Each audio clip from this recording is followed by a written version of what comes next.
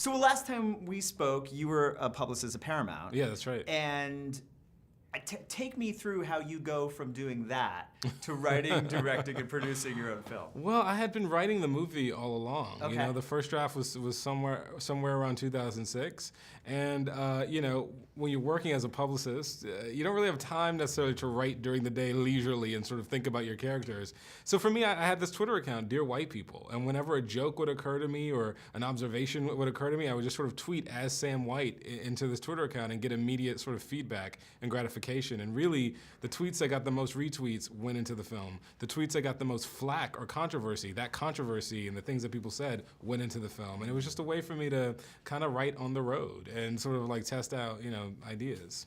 What was it that you wanted to say with this film? Because it obviously has a very specific voice. I wanted to talk about identity. Okay. I wanted to talk about the relationship between who we are and how we're perceived, which I think is something that's about the human condition. It's not a black thing, it's not a white thing.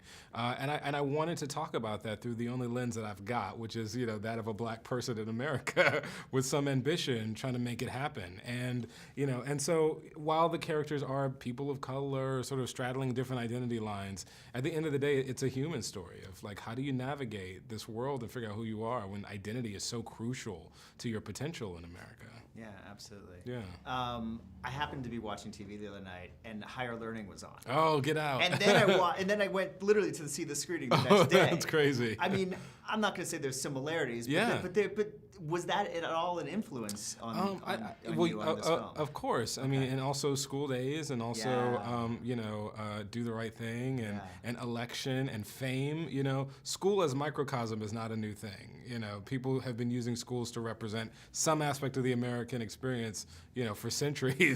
And for me, it was just another way to do that. It was, how do I boil down what it feels like to be ambitious and straddle the lines as easily as possible? The college experience. Right. And I started writing the film out of college too, so you know, naturally that was the world that I knew. Did any of your own college experiences seep into the film? Very subtly, they're weaved into. I definitely went to a predominantly white college and had some very interesting and awkward experiences there.